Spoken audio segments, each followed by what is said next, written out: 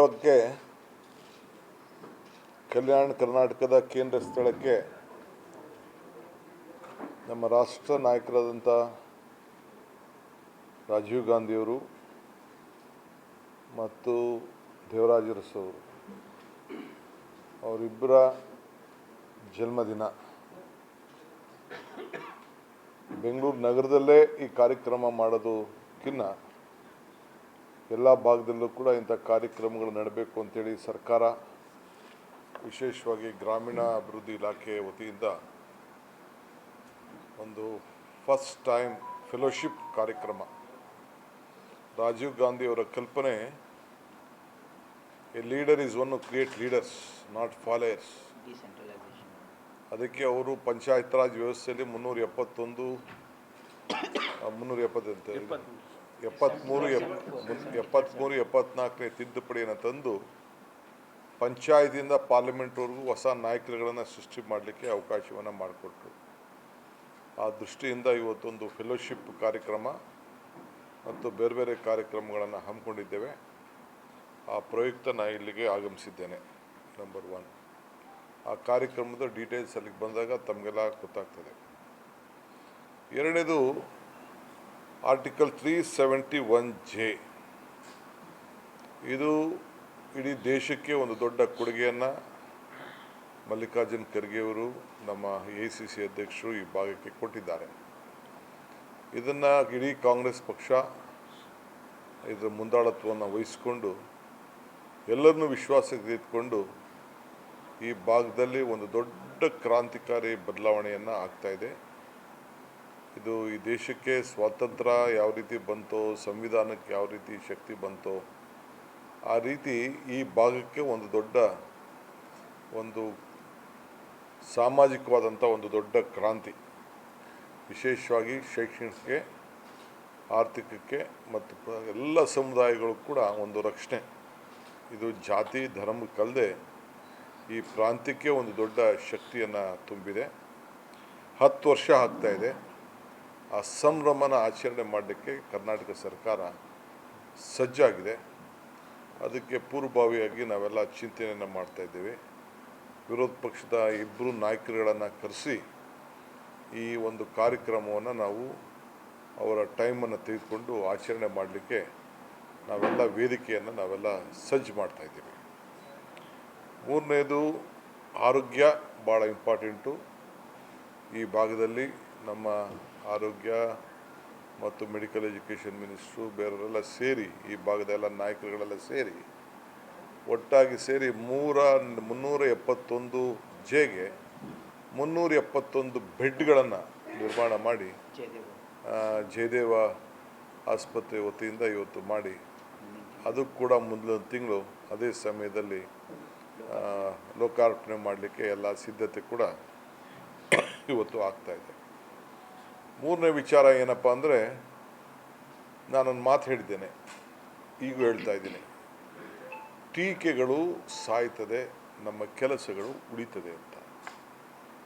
ಇದು 70 ವರ್ಷ ಆಗಿದೆ. ತುಂಗಭದ್ರಾ ಡ್ಯಾಮ್ ಕಲ್ಯಾಣ ಕರ್ನಾಟಕದಲ್ಲಿದೆ. ಅದು ಆಕಸ್ಮಿಕವಾಗಿ ಚೈನ್ ಲಿಂಕ್ ಕಟ್ಟಾಯಿತು. ಆವತ್ತಿನ ಡಿಸೈನ್ ಆವತ್ತು ಏನೋ ಒಂದು ಹಿರಿಯರೆಲ್ಲ ತೀರ್ಮಾನ ಮಾಡಿದ್ದಾರೆ. ಅದ್ರ ಮೇಲೆ ಸರಪಣಿ ಕಟ್ಟಾದರೆ ಎಲ್ಲ ನಮ್ಮ ಮೇಲೆ ರಾಜಕೀಯದ ಗದಾಪ್ರವಾಹವನ್ನು BJP ನಾಯಕರು ಮತ್ತು ಜನತಾದಳ ನಾಯಕರುಗಳೆಲ್ಲ ಮಾಡಿದ್ರು. ಓವರ್ನೈಟ್ ನಾವು ಯಾರೂ ಮಲಗಲಿಲ್ಲ. ಪುಣ್ಯಕ್ಕೆ ಭಾಳ ಜನ ಎಲ್ಲ ನಮಗೆ ಆ ಸಮಯಕ್ಕೆ ಬಂದ ತಕ್ಷಣ ನಮಗೆಲ್ಲ ಸಿಕ್ಕಿದ್ರು. ಕನಯ್ಯ ನಾಯ್ಡು ಅವರು, JSW ಅವರು, ಬೇರೆ ಬೇರೆ ಸಂಘ ಸಂಸ್ಥೆಗಳೆಲ್ಲ ಅದನ್ನೆಲ್ಲ ಡಿಸೈನ್ ಇಟ್ಕೊಂಡಿದ್ದಂಥವ್ರು, ಆಮೇಲೆ ಫ್ಯಾಬ್ರಿಕೇಟರ್ಸು, ಇಂಜಿನಿಯರ್ಸು ಎಲ್ಲ ಕೂಡ ಸಿಕ್ಕಿದ್ರು.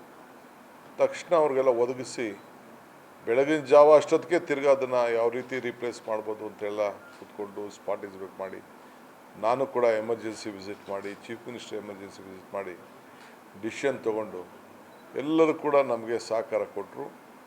Every worker of that this one ಎಲ್ಲರೂ ಸೇರಿ ಭಾಳ ಚೆನ್ನಾಗಿ ನಮಗೆ ಕೆಲಸ ಕೊಟ್ಟು ಸಹಕಾರವನ್ನು ಮಾಡಿದ್ದಾರೆ. ಅದಕ್ಕೆ ವಿತಿನ್ 4 days ನಾವು ಅದಕ್ಕೊಂದು ಮೊದಲನೇ ಇದನ್ನು ಹಾಕಿ 5ನೇ ದಿನಕ್ಕೆ ಎಲ್ಲ ಕಂಪ್ಲೀಟ್ ಅದನ್ನು ನೀರನ್ನು ವಾಪಸ್ಸು ಸ್ಟೋರ್ ಮಾಡಲಿಕ್ಕೆ ಎಲ್ಲ ಥರದ ವ್ಯವಸ್ಥೆಯನ್ನು ಮಾಡಿದು. ಏನು 19ನೇ ಗೇಟ್ ಏನು ಹೋಗ್ತಾಯಿತ್ತು, ನಿಜವಾಗ್ಲೂ ಆ ಡ್ಯಾಮ್ ಉಳಿಸ್ಕೊಂಡಿದ್ದೇ ಒಂದು ದೊಡ್ಡ ಪವಾಡ. ಆ ರೈತರ ಬದುಕು ಇವತ್ತು ಉಳ್ಕೊಂಡಿದೆ. ಸೊ ಅದಕ್ಕೆ ನಮ್ಮ ಕೆಲಸ ಅದಕ್ಕೆಲ್ಲ ಉತ್ತರ ಹೇಳ್ತಾ ಇದೆ. ಸೊ ಅದಕ್ಕೆ ನಾನು ಈ ಕಲ್ಯಾಣ ಕರ್ನಾಟಕದ ಎಲ್ಲರಿಗೂ ಕೂಡ ಗಾಬರಿ ಆಗೋಂಥ ಸಂದರ್ಭ ಇತ್ತು. ರಾಜ್ಯದ ಒಂದು ದೊಡ್ಡ ಆಸ್ತಿ ಅದು. ಇಡೀ ದೇಶ ನಾವೇನು ಮಾಡ್ತೀವಿ ಅನ್ನೋದನ್ನು ಗಮನಿಸ್ತಾ ಇತ್ತು. ಸೊ ಅದರಿಂದ ಎಂಟೈರ್ ಎಲ್ಲ ಡ್ಯಾಮ್ ಸೇಫ್ಟಿ ಇಂಜಿನಿಯರ್ಸ್ ಕೂಡ ಇದರ ಬಗ್ಗೆ ಭಾಳ ದೊಡ್ಡ ದೃಷ್ಟಿಯಿಂದ ಇಟ್ಕೊಂಡು ಅವರು ಎಕ್ಸ್ರೇ ಕಣ್ಣಲ್ಲಿ ನೋಡ್ದಂಗೆ ನಾವು ಯಾವ ರೀತಿ ಸಾಲ್ವ್ ಮಾಡ್ತೀವಿ ಅನ್ನೋದಕ್ಕೆಲ್ಲ ಕೂಡ ನೋಡ್ತಾಯಿದ್ರು. ಯಾಕೆಂದರೆ ಇದು ಭಾಳ ದೊಡ್ಡ ಡ್ಯಾಮು, ಅದು ಸುಮಾರು 65-70 TMC ನೀರು ಸ್ಟಾಕ್ ಕೂಡ ಇತ್ತು. ಸೊ ಅದನ್ನು ನೀರು ಉಳಿಸ್ಕೊಳ್ಬೇಕು, ರೈತನಿಗೂ ಕಾಪಾಡಬೇಕು, ಕೆಲಸನೂ ಆಗಬೇಕು.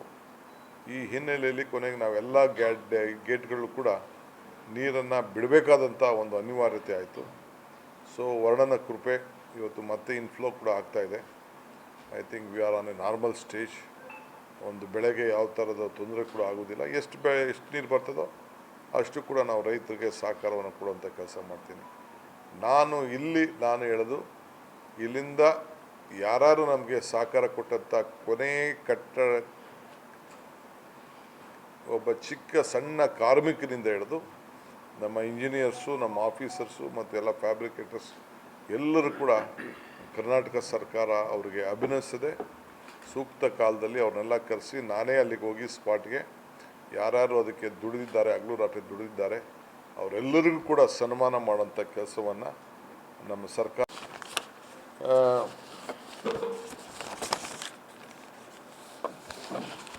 ಈಗಾಗಲೇ ಗುಲ್ಬರ್ಗ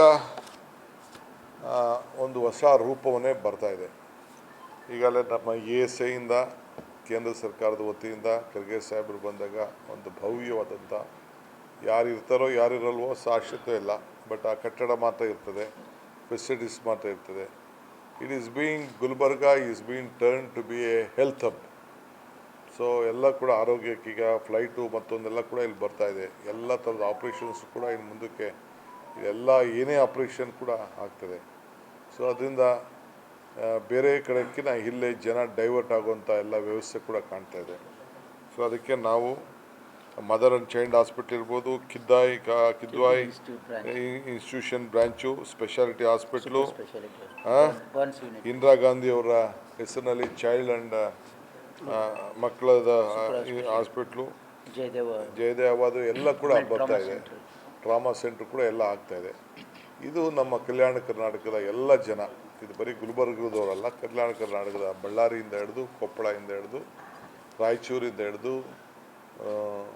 ಯಾದಗಿರಿ, ಬೀದರ್ ಎಲ್ಲರೂ ಕೂಡ ಇದನ್ನು ಸರಿಯಾದ ರೀತಿಯಲ್ಲಿ ಉಪಯೋಗಿಸ್ಕೊಂಡು ಬೆಂಗಳೂರಿಗೆ ಬರೋದು ಇಲ್ಲ ಹೈದ್ರಾಬಾದ್ಗೆ ಹೋಗೋದನ್ನು ತಪ್ಪಿಸ್ಕೊಳ್ಬೇಕು ಅಂಥೇಳಿ ನಾನು ನಮ್ರತೆಯಿಂದ ಸರ್ಕಾರದ ಪರವಾಗಿ ಎಲ್ಲ ನಮ್ಮ ನಾಗರಿಕರಿಗೆ ನಾನು ಮನವಿಯನ್ನು ಕೂಡ ನಾನು ಮಾಡ್ತಾಯಿದ್ದೇನೆ.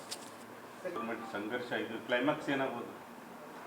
ಕ್ಲೈಮ್ಯಾಕ್ಸ್ ಏನಾಗ್ತದೆ, ಎಲ್ಲಿ ನ್ಯಾಯ ಇದೆ ನ್ಯಾಯಕ್ಕೆ ಜಯ ಇದೆ.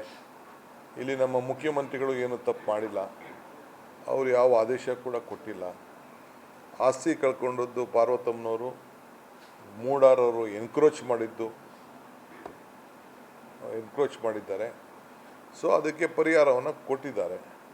ಸೊ ಪರಿಹಾರ ಕೊಡಿ ಅಂತೇಳಿ ಸಿದ್ದರಾಮಯ್ಯನವರು ಬರೆದೂ ಇರಲಿಲ್ಲ, ಇಲ್ಲ ಇವ್ರ ಕಾಲದಲ್ಲಿ ಏನೂ ಆಗಿಲ್ಲ. BJP ಇವ್ರ ಕಾಲದಲ್ಲಿ ಕೊಟ್ಟಿದ್ದಾರೆ ಒಂದಷ್ಟು 50% ಏನೋ ಕೊಟ್ಟು, ಅದು ಏನು 50% ಲ್ಯಾಂಡ್ ಅಲ್ಲ, ಡೆವಲಪ್ಡ್ ಏರಿಯಾ ಅಂತ 50% ಕೊಟ್ಟಿದ್ದಾರೆ. ಯಾರು ಎದುರ್ತಾರೆ ಅವರು? ಅಲ್ಲಪ್ಪ, ಶೆಟ್ರಿಗೆ ಎದಕ್ಕೆ ಇರಬೇಕು? ಒಂದು ಪ್ರೊಸೀಜರ್ ಇದೆ ರೀ. ತನಿಖೆ ಚೀಫ್ ಮಿನಿಸ್ಟ್ರೇ ತನಿಖೆಗೆ ಆದೇಶ ಮಾಡಿದ್ದಾರೆ, IAS ಆಫೀಸರ್ಸು ಮಾಡಿದ್ದಾರೆ, ಕಮಿಷನ್ ಮುಂದೆನೂ ಆದೇಶ ಕೊಟ್ಟಿದ್ದಾರೆ. ಇವ್ರು ಹೋಗಿ ಇಲ್ಲೇನೇನು ಹೇಳ್ತಾರೆ ಅದನ್ನೆಲ್ಲ ಹೋಗಿ ಅಲ್ಲಿ ಕೊಡಲಿ ಕಮಿಷನ್ ಮುಂದೆ. ಯಾರು ಬೇಡ ಅಂತ ಹೇಳ್ತಾರೆ? ಚೀಫ್ ಮಿನಿಸ್ಟ್ರ್ ಯಾವತ್ತೂ ಎದುರುವಂಥ ಸಂದರ್ಭ ಇಲ್ಲ ರೀ. ಅವ್ರ ಬ್ಲಡ್ಡು ಇಲ್ಲ, 40 ವರ್ಷ ಹೋರಾಟ ಮಾಡಿದ್ದಾರೆ, ಮುಂದುವರ್ಸ್ಕೊಂಡು ಹೋಗ್ತಾರೆ. ಸರ್, ಈ ವಿಚಾರದಲ್ಲಿ ರಾಜ್ಯಪಾಲರು ದಲಿತರು ಅನ್ನೋಂಥದ್ದು ಟ್ರಂಪ್ ಕಾರ್ಡ್ ಅನ್ನ ಬಿಜೆಪಿ ಯೂಸ್ ಮಾಡ್ಕೊತಾ ಇದ್ದಾರೆ. ದಲಿತ ರಾಜ್ಯಪಾಲರ ಮೇಲೆ ಇವರು ಆಕ್ರಮಣ ಮಾಡ್ತಾ ಇದ್ದಾರೆ. ಸಂವಿಧಾನದ ಹುದ್ದೆ ಅವ್ರನ್ನ ಅಲ್ಲಿ ಕುಡಿಸಿದೆ, ಜಾತಿ ಮೇಲಲ್ಲ. ಈಗ ಅವ್ರ ವಿರುದ್ಧ SC/ST ಕಾಯ್ದೆ ವಿರುದ್ಧ ಯಾರ್ಯಾರು ರಾಜ್ಯಪಾಲ ನಿಂದನೆ ಮಾಡಿದ್ರೆ ಅವ್ರ ವಿರುದ್ಧ ಪೊಲೀಸರು ಕೇಸ್ ದಾಖಲು ಮಾಡ್ಕೋಬೇಕು ಅಂತ CBI ಅವರಿಗೆ ಹೇಳ್ತಾರೆ.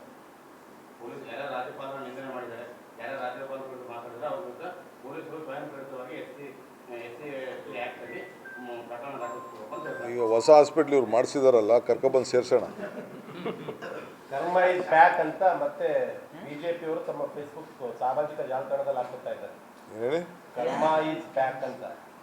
ನನಗೆ ಆ ಭಾಷೆ ಗೊತ್ತಾಗಲ್ಲ. ಅಂದ್ರೆ 2011ರಲ್ಲಿ ಅವ್ರಿಗೆ ಜೈಲಿಗೆ ಹಾಕಿದ್ರು, ಈಗ ಅವ್ರು ಹೋಗೋ ಪರಿಸ್ಥಿತಿ ಬಂತು. ಕರ್ಮ ಇಸ್ ಬ್ಯಾಕ್ ಅಂತ ಆ ಸನ್ನಿವೇಶ ರಿಪೀಟ್ ಆಗಿದೆ. ಸಾಮಾಜಿಕ ಜಾಲತಾಣದಲ್ಲಿ ಅವ್ರನ್ನ ಕಾಂಗ್ರೆಸ್ ಅವ್ರು ಹಾಕ್ಸಿಲ್ಲ ರೀ, JDS ಅವರು. ಇದೇ ಕುಮಾರಸ್ವಾಮಿ ದೇವೇಗೌಡ್ರೆ ಅವ್ರನ್ನ ಹಾಕ್ಸಿದ್ದು. ಸರ್, ಈಗ ನಿನ್ನೆ ಮತ್ತೆ ಅಗೇನ್ ಲೋಕಾಯುಕ್ತ SIT ಅವರು ಮತ್ತೆ ಇದು ಮಾಡಿದ್ದಾರೆ ಸರ್, ರಾಜ್ಯಪಾಲರ ಅನುಮತಿ ಕೇಳಿದ್ದಾರೆ.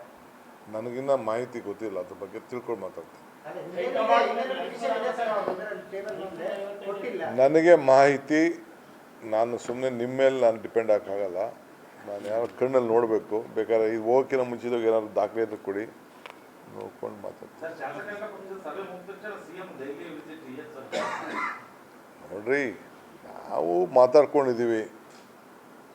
ದೆಹಲಿ ಅವ್ರಿಗೆ ಪಾಪ ಅವ್ರಿಗೆ ಏನು ವಾಸ್ತವಾಂಶ ತಿಳಿಸ್ಬೇಕಲ್ಲ, ಅದಕ್ಕೆ ನಮ್ಮದು ಒಂದು ಹೋಗೋಣ ಅಂತ ಅಂದ್ಬಿಟ್ಟು ನಾವಿಬ್ಬರು ಮಾತಾಡ್ಕೊಂಡಿದ್ವಿ ಅಷ್ಟೇ. ಈ ವಿಚಾರದಲ್ಲಿ ಹೈಕಮಾಂಡ್ ಸಿದ್ದರಾಮಯ್ಯ ಅವರನ್ನು ಸಂಪೂರ್ಣ ಬೆಂಬಲ ಮಾಡಬೇಕು ಅಂತ ಸತೀಶ್ ಜಾರಕಿಹೊಳಿ ಅವರು. ಇಡೀ ಪಕ್ಷ ರೀ, ಮಲ್ಲಿಕಾರ್ಜುನ್ ಖರ್ಗೆ ಅವರಿಂದ ಹಿಡಿದು ರಾಹುಲ್ ಗಾಂಧಿಯಿಂದ ಹಿಡಿದು ಎಲ್ಲರೂ ಕೂಡ ನಾವು ಅವ್ರ ಪರವಾಗಿ ನಿಂತಿದ್ದೀವಿ 5 ವರ್ಷ ಅವರೇ CM. ನಿಂತಿದ್ದೀವಿ ಅಂತ ಹೇಳ್ತಾ ಇದ್ದೀವಿ. 10 ವರ್ಷ ನಮ್ಮ ಸರ್ಕಾರ ಇರ್ತದೆ.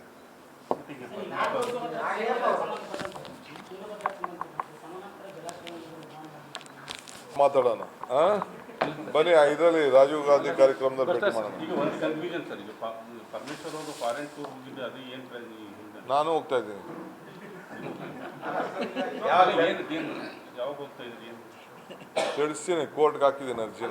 CM ಅವರು ಡೆಲ್ಲಿಗೆ ಹೋಗ್ತಾ ಇರೋದು, ನಾನ್ ಬಿಜೆಪಿ ಸ್ಟೇಟ್ಸ್ ಏನಿದೆ ಆ ಗೌರ್ಮೆಂಟ್ಗಳನ್ನೆಲ್ಲ ಒಂದ್ ಮಾಡಬೇಕು, ಸೆಂಟ್ರಲ್ ವಿರುದ್ಧ ಹೋರಾಟ ಮಾಡಬೇಕು ಅನ್ನೋ ಪ್ಲಾನ್ ಮಾಡ್ತಿದ್ದಾರೆ. ಯಾರು ಹೇಳಿದ್ರಿ? ಇಂಡಿಯಾನೇ ಒಂದಿದೆಯಲ್ಲ, ಇಂಡಿಯಾ ಗ್ರೂಪ್ ಒಕ್ಕೂಟ ಒಂದಿದೆಯಲ್ಲ. ಎಲ್ಲ ರಾಜ್ಯಗಳಲ್ಲೂ ಗವರ್ನರ್ ಹಸ್ತಕ್ಷೇಪ ಆಗ್ತಿದೆ. ಹಾಂ, ಎಲ್ಲ ರಾಜ್ಯಗಳಲ್ಲೂ ಗವರ್ನರ್ ಹಸ್ತಕ್ಷೇಪ ಆಗ್ತಿದೆ ನಾನ್ ಬಿಜೆಪಿ ಗೌರ್ಮೆಂಟ್ ಇದ್ದಲ್ಲಿ. ಅದನ್ನ ಒಂದ್ ಮಾಡಬೇಕು. ನೀವೇ ಮಾಧ್ಯಮದಲ್ಲೆಲ್ಲ ಬರೀತಾ ಇದ್ರಲ್ಲ, ವೆಸ್ಟ್ ಬೆಂಗಾಲ್ ಏನಾಗ್ತಾ ಇದೆ, ತಮಿಳ್ನಾಡು ಏನಾಗ್ತಾ ಇದೆ, ಕೇರಳ ಏನಾಗ್ತಾ ಇದೆ, ಕರ್ನಾಟಕ ಏನಾಗ್ತಾ ಇದೆ. All opposition rule States. CM ಅವರು 5 ವರ್ಷ ಪೂರ್ತಿ ಅವಧಿ ಮಾಡ್ತಾರೆ. 5 ವರ್ಷ 10 ವರ್ಷ